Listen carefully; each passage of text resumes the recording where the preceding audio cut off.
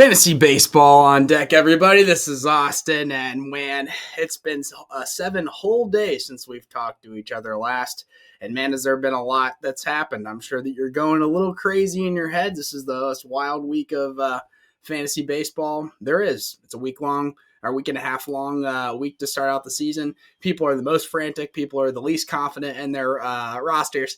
They're making acquisitions left and right. They're sending out trades, and a lot of that's probably the right decision. A lot of it's maybe the wrong decision. But where I think it was really important for us spending time together here today is for at least me to start out by saying I have a little bit of credibility. If we stare at my screen right here just for a second, this is my weird league. They changed the rules on me every year. Last year, I won by over 1,000 points, meaning that the second place person, points-wise, was over 1,000 points behind me. I always do extremely well to start out the season. I'm not going to dig into this super hard, but just going over the box scores from the this first week, I scored 1,472 points. I was the highest scorer in my league. This is important to note just because I am burning a hole in my roster. So even though I was successful this week, I am playing a man down. So I scored more than 100 points. Again, 100 points more than most of the teams in my league, with a dead guy being Trevor Bauer, who is currently suspended and just sitting on my bench. So we're that successful, and it's just because I am borderline obsessed with this. I have some OCD tendencies. I am mixing a little bit of an ADD issue that's been pharmaceutically diagnosed that kind of equals out to someone who's just sort of really into stuff. And when I'm really into stuff, it's specifically usually baseball. So again, really successful. But again, I just wanted to make sure that I establish a little bit of this credibility while we're going forward, just knowing that like I'm not just spewing out smoke and giving you guys a bunch of farts for words. We are actually succeeding using these tactics and utilizing my reading and my data analytics and really tracking these numbers day to day.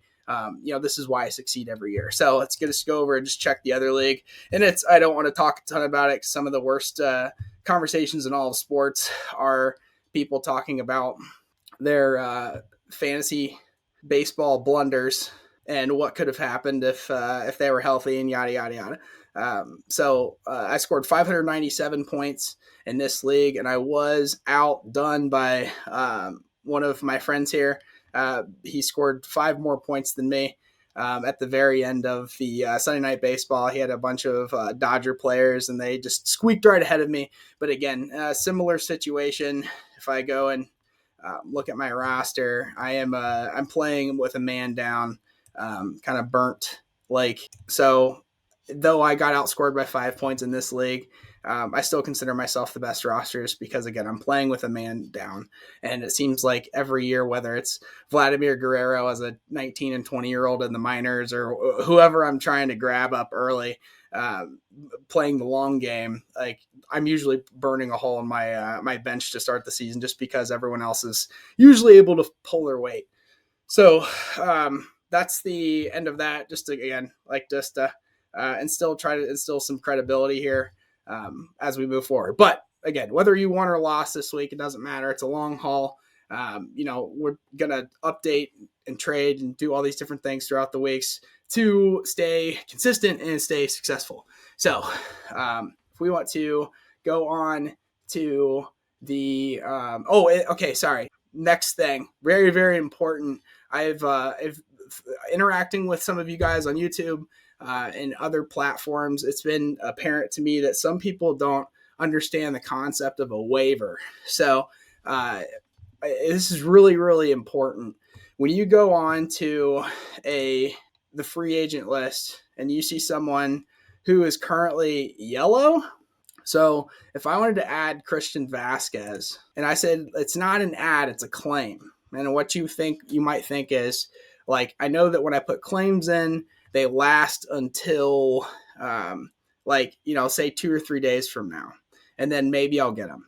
Well, the way that claims work is if I really wanted to get Christian Vazquez, which is not the case, but if I wanted to put in a claim for Christian Vazquez, what's actually happening is I'm using my waiver order and priority to claim Christian Vazquez. And what's really important here, and while I'm sitting at waiver order number 8, unfortunately, in this league, is if I look at Christian Vazquez, my idea is I can put a claim in for him. No, like nothing really lost, but I have to hope that number 7 through number 1 don't put a claim in for him, and then I get him. But what happens is if I claim Christian Vazquez and successfully, I've used up my waiver priority over these two guys, and I drop back down to number 10. So fantasy baseball specifically, keeping your waiver claim at the height is incredibly important, because it gets to a point where people every now and then will drop extremely valuable pieces, whether it's to make room for a guy that's coming off of the IL, whether they've traded for a 2-for-1 sort of thing, and now they have to drop a player that they didn't expect to. Whatever it may be, they might be in a slump and they're just tired of holding them on their roster.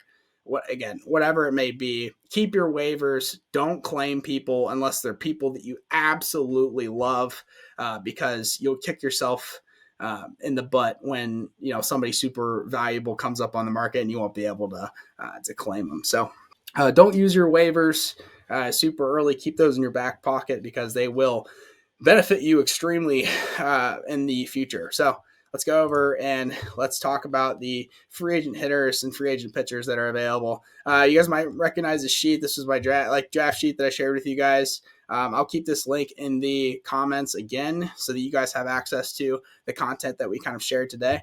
But I talked a little about trades and free agent pickups and kind of how that's important in staying ahead of the game. I know that I'm a little behind. I should have made a couple of videos about people getting picked up earlier in the week, but just as an example of how you can really turn your roster around in any given time with a bit of timeliness, what is it called? A bit of situational awareness. You can get a lot of value back for things that you think you can get things back that you need in a pretty quick manner. So if you look at my roster here and just the color coordination, I now have Jazz Chisholm. In this one league, I wasn't able to draft him. He got sniped up sooner than I expected, and I was pretty sad about it. So what I ended up doing is I drafted Brendan Rodgers, who had a pretty good end of the year last season.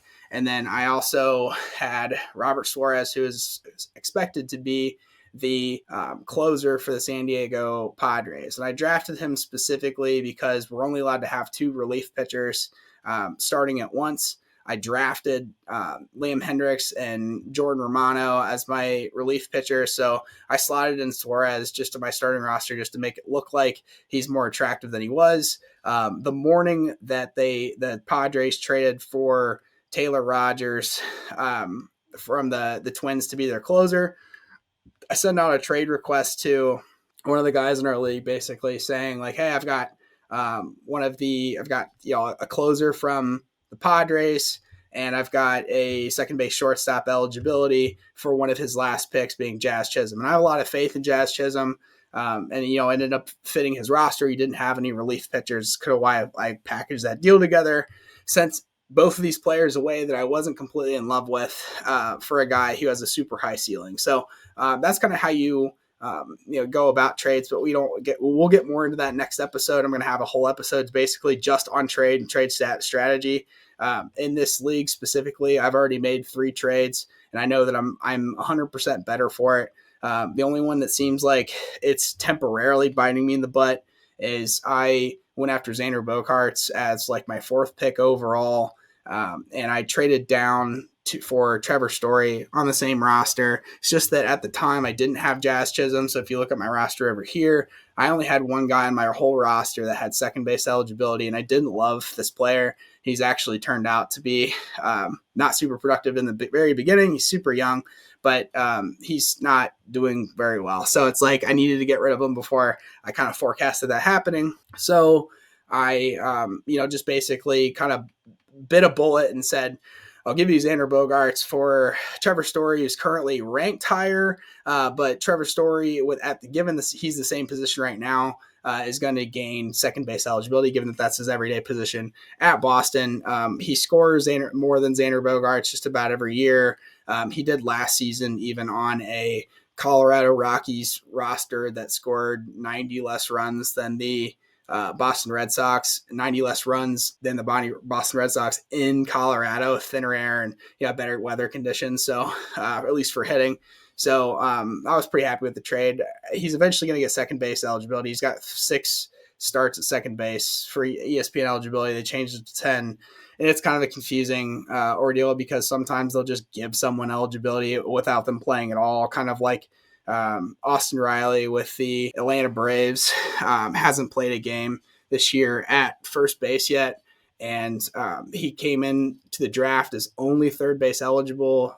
Last season, he was getting some first base reps, and that's why he earned the eligibility. But when he was drafted, he was only third base, and then just arbitrarily, he was given first base eligibility with no starts after a couple of starts in the season. So some of these weird things occur, like Chris Bryant just got first base eligibility too for whatever reason. Like, doesn't make any sense. But after 4 more starts, Trevor Story will get his second base eligibility, and my team will become a little more flexible. So yeah, we'll talk about some of those guys that are that have plus signs like that I've added in the next tab over. But kind of the same situation. This is just my secondary roster, and I I color coded trades.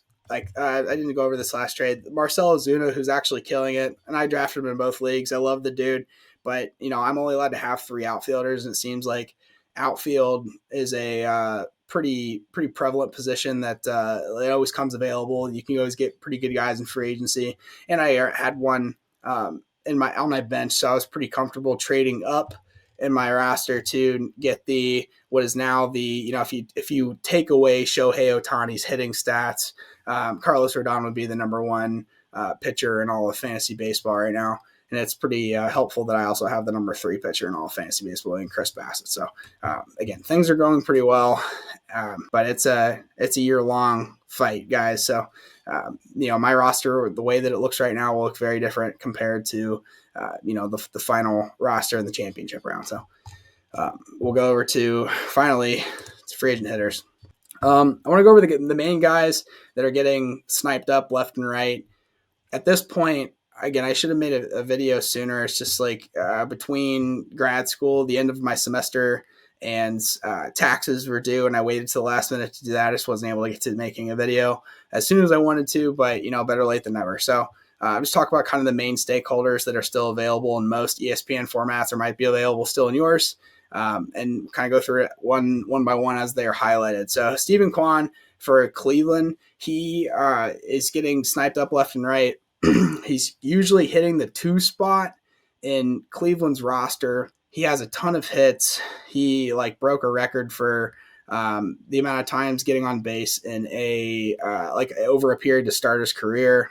I think that the guy is going to be good, but I don't think that he's going to be super I don't know if self-sufficient is the right word. He's not a player that's super independent. So what also has really, really helped him in his value is hitting right in front of Jose Ramirez. Jose Ramirez is the number 1 productive batter in all of baseball to start the year, and he's hitting the 3 spot. So hitting right in front of Jose Ramirez is for sure helping.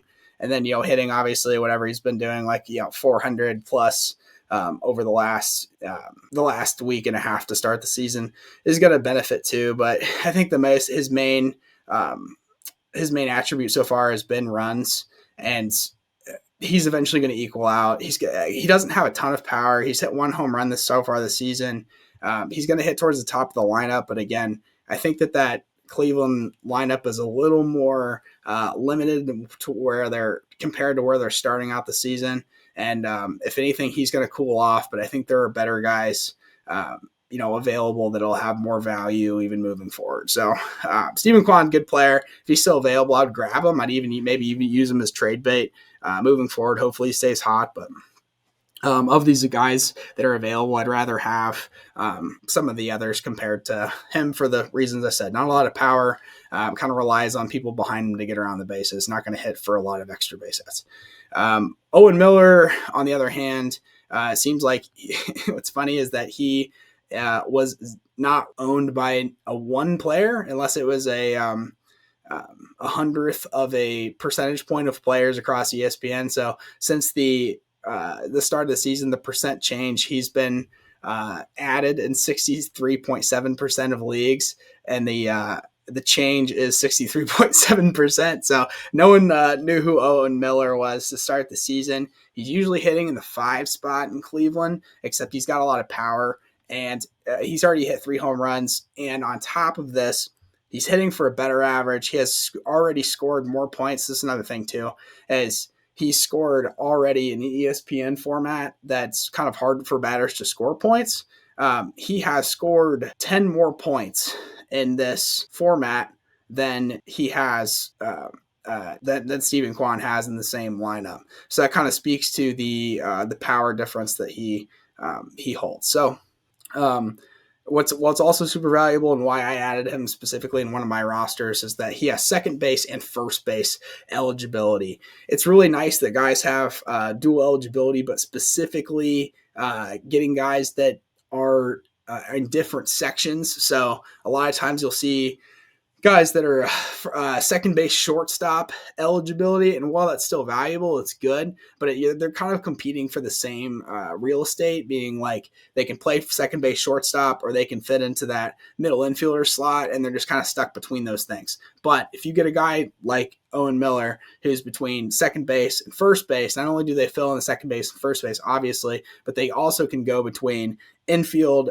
middle infield position and corner infield position. So they can slot in between 4 slots instead of two or 3 slots like the second base shortstop. And it seems like second base and first base this year is a little few and far between in regards to depth. So, him getting reps at both of those positions and having eligibility is extra valuable compared to a Stephen Kwan who's in the outfield and there's a million outfielders. So, that's my thought on him. I think he's going to be really good. I think he's going to stay at that 5 slot. He should stay at that 5 slot behind Franmil Reyes and keep producing. So he's not going to hit, 400 for the rest of the season, but as long as he hits, 280 plus, he's going to have a lot of value. So the next is Connor Joe, and they have him now hitting in the leadoff spot. So to be completely honest, didn't know a lot about Connor Joe before the season because I kind of wrote off the Rockies as being like, I thought they were going to be the worst offense in baseball. I still think they're going to be in the bottom half. They're just starting out hot, but Connor Joe, at least, the fact that he's batting in the leadoff spot, he is faster than we think he is. He's already stolen a base, and he's hitting everything. He's already has 3 home runs in the season, hitting for a super high average. And if he's going to stay in the top of that lineup, he's just going to have that much more opportunity for runs. Chris Bryant and CJ Cron behind him, I don't believe in either of those players, but they are both power guys that are expected to hit 30 plus home runs if they're healthy for a season. I don't think Chris Bryant will ever hit 30 home runs again, but that's what the contract says. So Connor Joe, I think, is a super independent player, meaning he's producing power on his own. He's getting extra base hits on his own. He's not reliant on people behind him to knock him in, and he's stealing bases. But I think that that's super valuable, but also the fact that he has outfield and first base eligibility. That flexibility just becomes so valuable throughout the year. Being able to move people around is just so awesome, because if your team is inflexible, then that means often you might be stuck and have to drop people you don't want to, or your IL spots fill up and you have to drop, or you have to add people from free agency that just truly aren't going to help you for the time being. And you're kind of stuck. So having flexible guys at multi positions is really, really good. So consider Connor Joe, keep an eyeball on him, even add him to your watch list, but don't actually add him to your interested list in ESPN, which we should actually go over. But just keep an eyeball on him, because if he continues to hit this leadoff spot, then that's good. Also, I saw that little anonymous Fox up here. People are still accessing the document, which is great. I think I'm going to try to keep adding content to this, keep it updated, so it's a resource for you that you can just access and not have to watch a 40-minute video to get all the same content. So it's good to see that these even weeks after the draft is done, the people are still accessing this document. So next is Jurickson Profar, and he's 29 years old at this point. He's on the Padres. He's hitting the 5 hole as of right now with Trent Grisham starting out super duper slow and Tatis Jr. being hurt too. They don't have a lot of outfield depth, which is why he's getting a lot of reps on the roster in general. They're trying to trade for Brian Reynolds, and they didn't end up doing said thing. Not to say that it's completely over, but I think they're trying to find people to trade for to have more outfielders, because it just seems like all of a sudden there's really scarce. Will Myers is still there, but he's so inconsistent. That's not the staple answer. Jurickson Profar, his best attribute again is this triple. 3 eligible spots being first base, second base, front outfield. That's super helpful, but again, I don't think he's ever going to raise above the 5 hole for any amount of time. He's going to level out. His average has already significantly dropped. I just think that throughout the season so far, since he's been up to bat and he's actually gotten hits, it's been during times where there's been people on base. So he's made the most of his hits. If we look at even just like total bases for the season, like comparing him against Owen Miller and Connor Joe, like above, like he only has 17 total bases. So it's like when he does get hits, it's just in really good situations, which is kind of even like, speaking against the Stephen Kwan strategy like we talked about before. It's like Stephen Kwan also is making the absolute most of his hits. When he gets hits, people are on, and then also when he gets hits, people behind him are driving him in. So he's just really doubling down on both of those. So next is Gavin Lux. Gavin Lux is a super high prospect back in 2019, coming into the league as their second baseman at the time. I think that Gavin Lux has obviously a lot of potential, being that he's only like 26 years old, 25 years old. He's really young. I'd never write him off, but it seems like he is such a hot hitter to start the year and then completely just falls off the map. I know that the Dodgers are longing for anyone who doesn't cost any money that they can pay until arbitration, not have to worry about them anymore.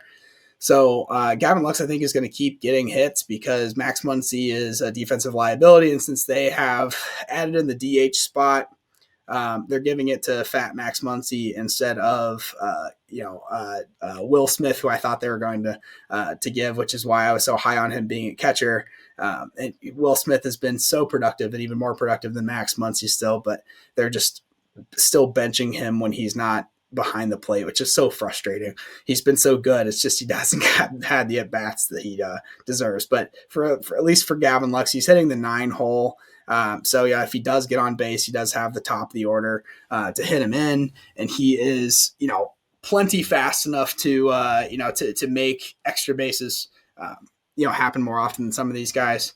But I think from like a track record perspective, there are better people to add that are available probably in your league. But again, if you need a second base, shortstop, or outfield, or you just want some flexibility and kind of take a flyer, then his people around him are going to all be hitting. Like that roster is so loaded that he's going to have tons of fantasy value and opportunities to create for himself. So someone to consider, but I would go after others. Next is Andrew Vaughn. Andrew Vaughn for the Chicago White Sox got first base and outfield eligibility. They have been forced to play him more in the outfield. He was one of the top hitting prospects in all of baseball this past season, and then he got hurt right before the year and kind of played in as a platoon because that outfield, that roster just overall in general is really, really good, really athletic. He was never going to fill in at that first base spot with Jose Abreu taking every rep, and then went, Yasmani Grandal even flexing over the first base slot every now and then. So he's going to be clearly like in the outfield whenever he does play. But he, again, was one of the best prospects hitter wise, 2 seasons ago. 2 seasons ago. So Andrew Vaughn is someone to keep an eye on. He's been hitting like 400 this entire season whenever he gets an opportunity to get in the roster. But it does seem like their manager, old man, used to play for the Cardinals. I'll have a funny gif here of something like getting poked in the eyes. Tony La Russa is kind of keeping him out of the lineup for whatever reason to start the season, but I think he's going to become a major stake in that already incredible offense. So I'd really like Andrew Vaughn, especially since he has that first base eligibility. I don't know if he deserves the first base eligibility. That's what he came up as a prospect. So that's what he has. And, make the most of it, take advantage of it. He's owned in 51% of leagues. He'd be a good guy to pick up and keep, especially if you need either of those positions. Next is Jesus Sanchez, and I was extremely, against and not really about him to start the season, but just because I expected him to strike out a ton, and he has struck out just about as much, if not more, than most of the guys I've talked about so far. But he is currently hitting 350 in the 3-hole, the 2/3 hole of the Miami Marlins offense. This is a super high prospect, their best hitting prospect that came up this past year. He's a freak of an athlete. He can launch a ball 500 feet. He's already hit 3 or 4 home runs. This is a guy that's, ideally, if you're going to look at like who people that win the MVP, that win Silver Sluggers Awards, are usually in there earlier in their career as batters, and he is exploding at the seams. He is extremely athletic. I think of all the batters that we've talked about from like an absolute ceiling perspective, I think that Jesus Sanchez is the best of like the guys that we're looking at right now. Just because, I think he has, of all the people we're looking at, he's the only person that can hit 40 home runs and, possibly, steal 20 bases. So somebody to keep an eyeball on. If he continues to hit, if he hits anything above 270, he's going to be probably a top 25 outfielder next year in fantasy. And given that he's 22 years old, just a guy to keep their eyeballs on. They have a lot of faith in this dude. So you probably should too. Just at least keep your eyes on him and keep reading. Reading is very, very important, not only in life, but fantasy sports. That's how you win as much as Austin does in these things. Anyways, on to Miles Straw. Miles Straw is probably most valuable in a category league if you're playing for categories. He's already stolen four bases. He is exceptionally fast. If he keeps his batting average above, again, like kind of like a 270, he's going to stay in that leadoff role. And for a team who's going to struggle to score runs, they only have a couple scary batters.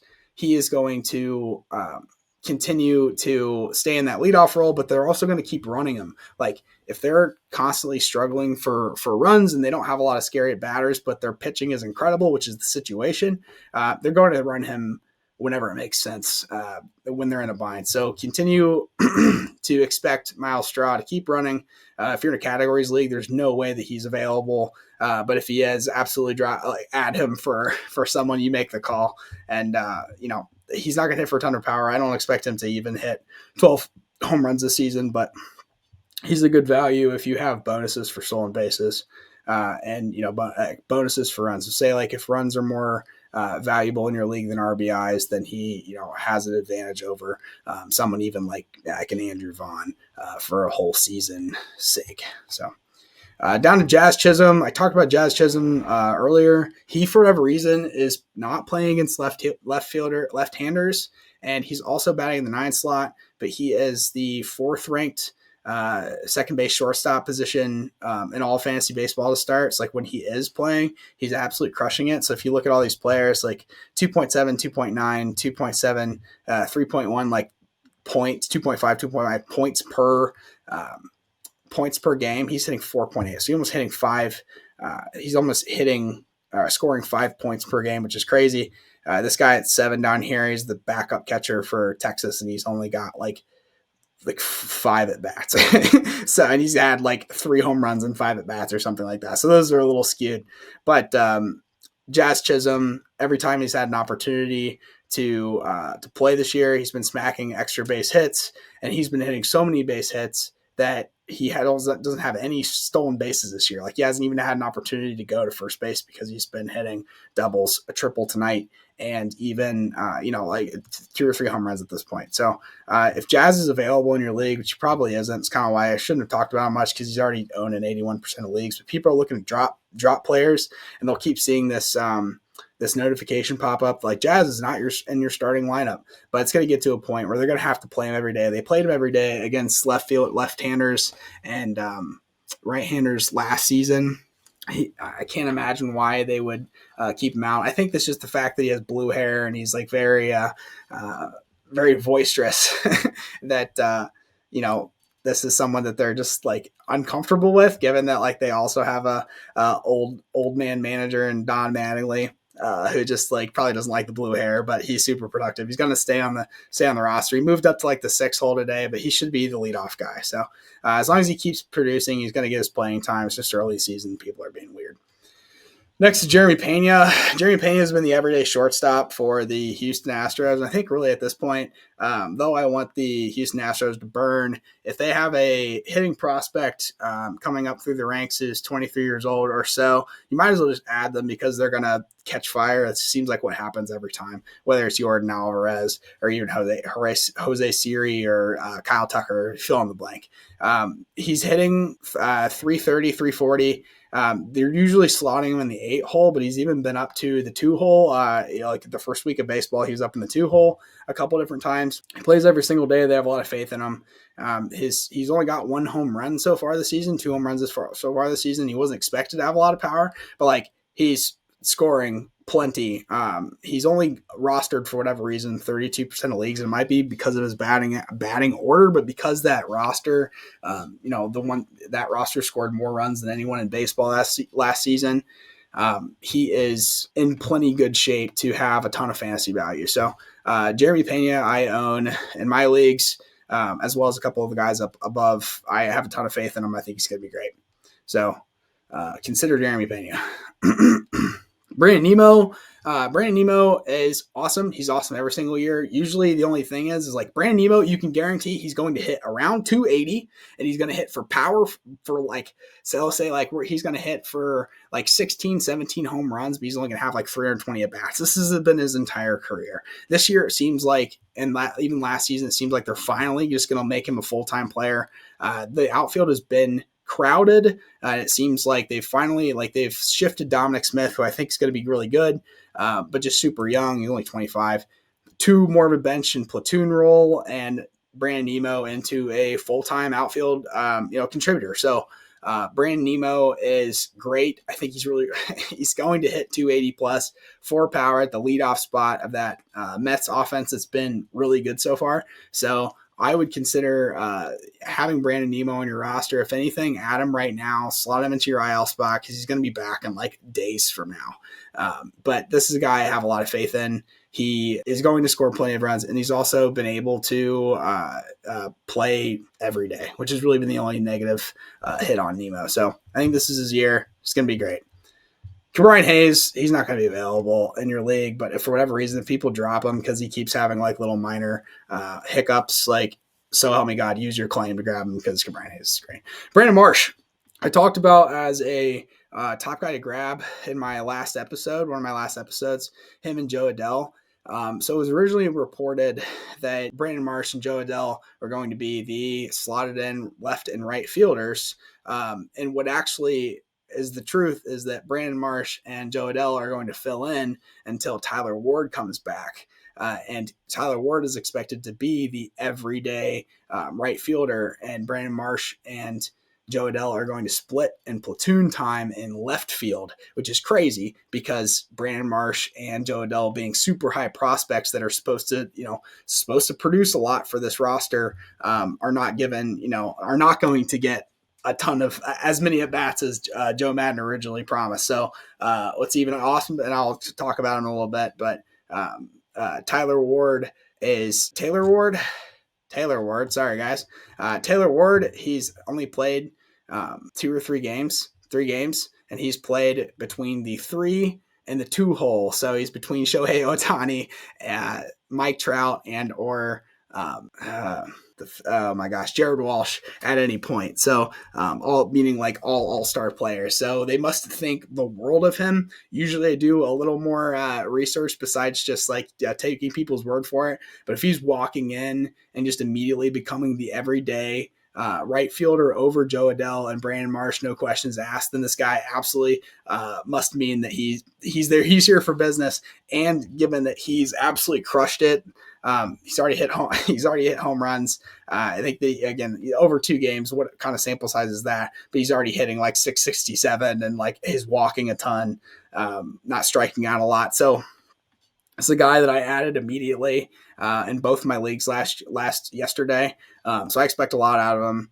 He's I think that he's gonna be great. He's one of these guys that's probably like if it makes sense to the manager and Joe Madden's the way that he's talking about him, I think this is an absolute breakout candidate who just completely flew under the radar until now. So absolutely available in your leagues. He's only owned in 2% of leagues.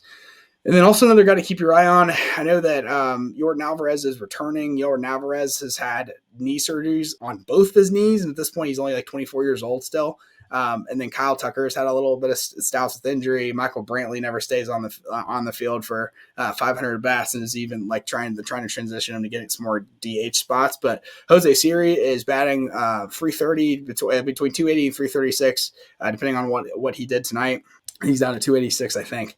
But Jose Siri has been extremely productive in his playing time that he's gotten. It hasn't been an absolute ton of at bats, but Jose Siri is a guy that I have been playing in even like kind of daily fantasy like every day, and for his value, it's been awesome. They've even been slotting him in at like the 6 to 7 for the last couple of nights. So, guy to keep on your roster if they end up deciding he's going to be a full-time player. This is someone that you for sure want to consider.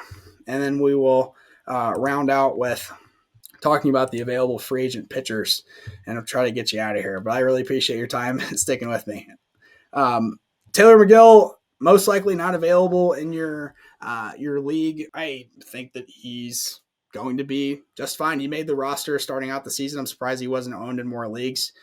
Same thing with Kyle Wright. Both these guys are probably not available in your league at this point, but if they are, absolutely worth the grabs just because of these main 3 things, which is always really kind of what you want to look at for pitchers, is regardless of what team they're on. If it's the Arizona Diamondbacks or it's the LA Dodgers, it doesn't matter the run support. You want quality players. So you want to look at innings pitched. You're going to look at their earned run average, their earned runs, and then their strikeouts per inning. And what that means is, you want guys that are going to throw about as many strikeouts as they have innings pitched plus. So, those guys, those like super elite guys, like number 1 in their class for pitchers, say like Tyler Glasnow last year, and moving forward, he's going to have 50 more strikeouts than he has innings pitched. And that means he's not necessarily going to go as far into games, but he's going to be absolutely quality when he's on the hill. And another thing is like, you don't want to get a guy that's just a super high strikeout guy that with a high average just because, or a high earn run average, because that just means they're not going to be out on the, like, those guys are wild. They walk a bunch of people and they're going to get, tossed from the game sooner than later. So these guys don't fit that mold, but that's what you want to look at are innings pitched, earning runs, earned run average, and Ks. And anything that's 3 in the 3s or less from an earned run average earns a golden thumbs up from Austin. So that's my considerations with the pitchers. And at that point, if there's like huge win bonuses, like my brother and I play in a dynasty league and each pitcher gets 12 points per win, that would make someone like Kyle Wright or Tyler Megill worth way more than Jesus Luzardo down here, even though Jesus Luzardo might have a higher ceiling than the both of them. He's just not going to get a lot of run support. So, he just won't score as many points, but still a very quality player. So we'll jump back up to these guys. I think they're very like kind of carbon copies, except Kyle Wright's younger. I think Kyle Wright is going to have more consistent run support, and I would rather have him than Tyler Megill anyways at this point. But the fact that Tyler Megill is their opening day starter and not Chris Bassett And Chris Bassett's the number 3 or number 2 overall pitcher in baseball right now. I think that says a lot about him. I think they believe in him a lot. So, a guy to absolutely be happy if you have on your roster. Or if he's available somehow, snag him up. Daniel Bard, I don't expect Colorado to continue this hot streak, but if they're going to have an established closer who is the guy going out each time, that's kind of rare at this point. Everyone seems to be going platoons based on matchups. So Daniel Bard's available and you need a closer, especially if you're in a league that has pitching limits, then those relief pitchers become super valuable. Absolutely go after Daniel Bard if if you have a middle of the line starter that's just not really super consistent. Go after one of those guys that Colorado I don't think is going to win a ton of games, but when they do win games, they're going to be close games. So kind of going at it from that regard. Mackenzie Gore, super high prospect a couple years ago. He is going to be most likely phased out by Clevenger and Snell when they come back from the IL. So, and he was also had a big innings pitch restriction. So he was only allowed to throw 73 pitches the other day. He made it to 5.1 innings, which is what you want to see. The strikeouts don't necessarily matter because I think that with those younger guys, they're trying to pitch to contact so they can get later in the games and actually earn a win or something in that regard. So he has better potential, but he's just not going to stay in the lineup super long. So if you were able to add him, it'd be more of a temporary ad and, in hope that they're playing someone that doesn't have a super potent offense to sort of steal a win or something. But he's not going to be allowed to pitch more than 75 pitches in a game. So not your best ad given the people available.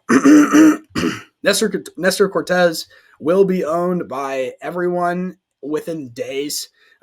Dude's super duper awesome. He has an 80 pitch count so far because he's super young. His mustache is glorious, and his K per nine is really, really good. He struck out 8 people more than his innings pitched, which is great. He has not given up an earned run yet, and though I think the Yankees offense is kind of poo-poo in comparison to how people rank them, he's going to be great. He's already been great, and he also has starting pitcher and relief pitcher eligibility. So if you have one of those leagues that are mandatory starting pitcher and relief pitcher slots instead of just plain old pitcher slots, this guy becomes even more valuable. Next is Jesus Luzardo. I can't believe that I said in my earlier scouting videos that Jesus Luzardo is not someone that you just give up on all of a sudden because he was an absolute sensation at 20 years old. I can't believe that the Athletics gave him up for what little they did. I think that he's going to be really, really good. He had 12 strikeouts and 5 innings pitched and only had 80 pitches overall. I tried to get him in both leagues. One person drafted him way earlier than expected, and then the other person, picked him up when I was already out of acquisition. So kind of tough to see. But the thing is with him is he's just not going to have a lot of run support. Hopefully he does because I think that he's awesome. But you can never write off a 24-year-old kid who tore up the majors at 20. He's not over sort of thing. So if Jesus Luzardo is available in your league, absolutely consider grabbing him. Again, he had 12 strikeouts and 5 innings pitched, only threw 80 pitches overall. Marlins pitching staff seems like they haven't figured out their pitching development, haven't figured out. So someone to absolutely grab if he's available. Next is Carlos Carrasco. And Carlos Carrasco, if anything, I think I would add him as a trade piece. Carlos Carrasco just seems like he's been so hurt for the last 4 seasons, that I don't think it's possible for him to come back to the form that he was in Cleveland. And I don't think anyone expects him of that. It's just that for these pitching spots that you want on your roster, you want absolutely elite guys with super high ceilings. He might be consistent. They're not going to risk throwing him more than necessary, given his injury past too. So I think he's going to have an old man pitching count, which is not as what we're used to. But someone to consider if you're super duper shallow at your pitching spot. If anything, grab him. Hope that he has a couple more great games and trade him before he gets injured again. That's kind of how I look at it. Next is Hunter Green. Hunter Green is the number 2 overall draft pick by the Cincinnati Reds. He throws an average fastball of over 100 miles an hour as a starting pitcher for the entire game and throws it effortlessly. Super duper athletic. He's a guy that is going to have a great K per nine.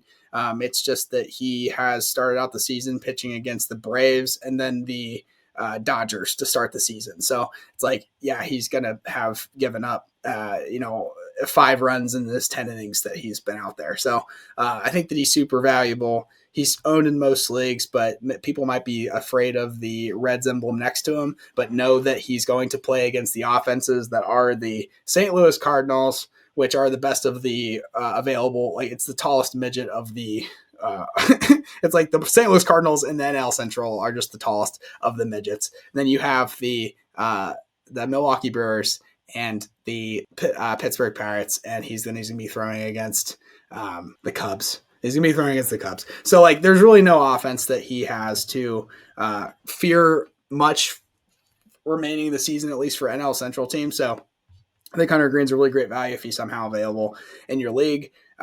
His numbers are going to get better and better as the season goes on, and he's not playing against the 2 of the top 5 offenses in all of baseball to start the season.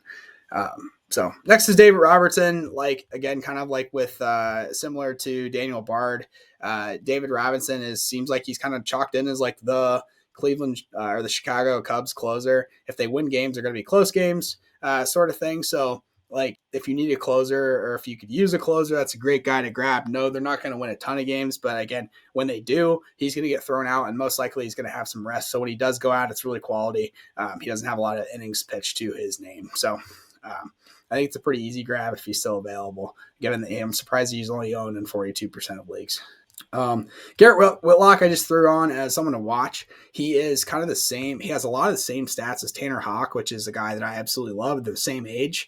And I think that he's kind of even a black horse to a dark horse to jump into the starting rotation towards the middle of the year, especially given that, like, there's several of those starting pitchers for Boston that, like, I don't trust for anything. Tanner Houck's for sure the one that I trust the most. And I think that he has an absolute chance to jump into the rotation. They have him pitching long strides out of the bullpen, and he's only been incredible. So, like, through basically 9 innings, he's only given up 1 run so far and has 11 strikeouts. Like, he is the dude. He's going to be really, really good. I think he's just about as good as Tanner Houck. It's just that they're trying to be, careful with their young arms, which I can understand, especially given that it's April 19th. Justin Steele he's the ace basically behind figurehead Kyle Hendricks at this point. He is their top pitching prospect. He's been really good so far. His good K per 9 ratio. Guy to watch. Just keep your eye on. It's just not going to throw more than 70 pitches to start the year. But if he starts to get from 90 and 100 through the middle of the season, probably somebody that's super valuable. And he has starting pitching and relief pitching eligibility, which is positive. Paul Blackburn jumped up on the scene. He is everything that you'd want out of a middle of the line guy in fantasy.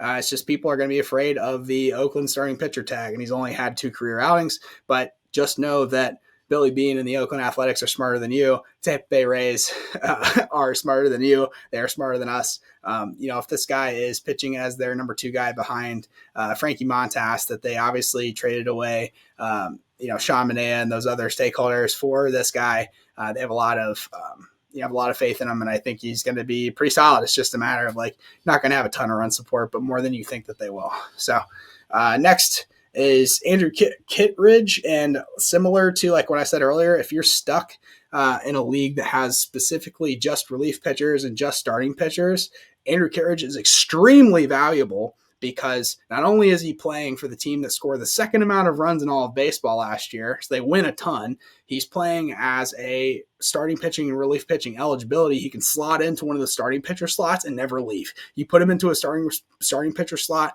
and you leave him there, you forget about him, and you just move probable pitchers around him, and he always has the possibility to take home a save on a team that everybody like overlooks just because they have a small market. And they play in the same, division as the, Yankees, Red Sox, Blue Jays, yada, yada, yada. So Andrew Kittredge, of all the pitchers that are on here from a fantasy perspective, especially depending on like if you have starting pitching limits, like is probably the most valuable person that we've talked about in this entire list. So Andrew Kittredge, if he's available, I would absolutely add him. I think that if he doesn't get 30 saves this season, he's going to have, whatever, like he's going to have 20 saves and then 10 wins because he gets not thrown into every single save situation, but he gets thrown a ton from an innings pitch perspective, but also is their best pitcher. He's an all-star caliber guy and is always going to be like playing in their close games. They're going to be in a lot of close games because they're the Rays and they're going to go to the playoffs, even though you don't expect them to, and go Rays. They're great.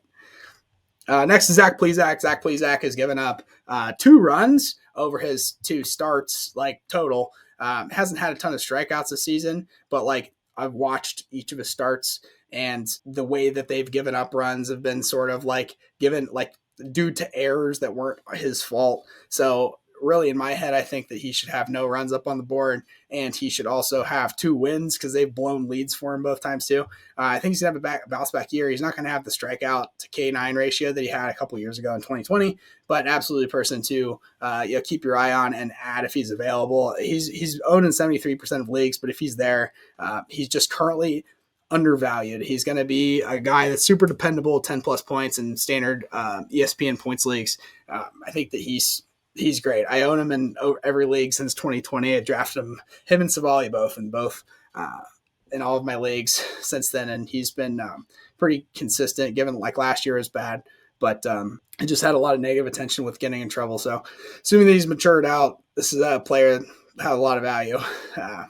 Add to your team. Anyways, on to Eric Lauer, and my final guy I'll talk about. Eric Lauer is 26 years old and gets overshadowed by all of the other young pitchers. They're also on the Milwaukee Brewers, and the Milwaukee Brewers are going to be playing horrible offenses for the entire season.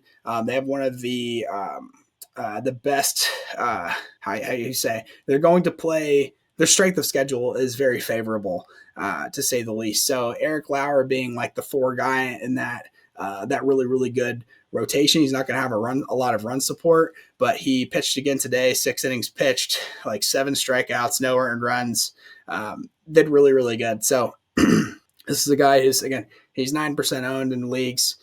He seems like he's going to be pretty consistent. He has an innings pitch limit right now, but so does everyone else. So that's the end of the show, guys. Then my next episode is going to be about trade candidates, kind of like how you're going to go about looking at your roster. Where do you sit? What's good? Like, where are you comfortable? Where are you not? Because you always want to make sure that you drop people, you drop value. You don't want to drop value. You want to trade value to get value back. So it's early in the season. I'm not a huge advocate for bailing on people that you had faith in drafting super high, like my Trevor Story. Like, I know that he's got to bounce back. He's been hitting 300 for the last week. It's just he hasn't clobbered a home run yet. So he's figuring it out. He signed a contract super late. It's just a matter of like getting back to form. So next episode, trade strategy, trade candidates to go after that are starting off in a slump. And then also, like, do you have one of the batters that are super hot right now but will fizzle out? That's kind of what we're going to go after next episode, and I look forward to it. Thank you very much for your support. You guys have honestly meant a lot to me. I have never really had many people or anyone my age or regardless of age that's had any interest in talking about baseball.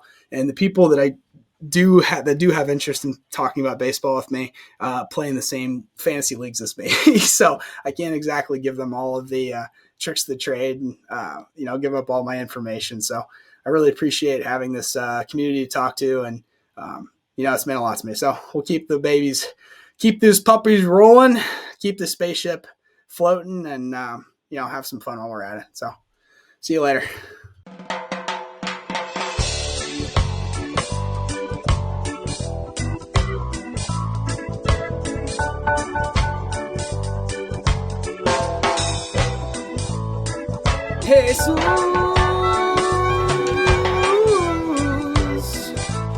Jesus Luzardo, your fastball is extra spicy.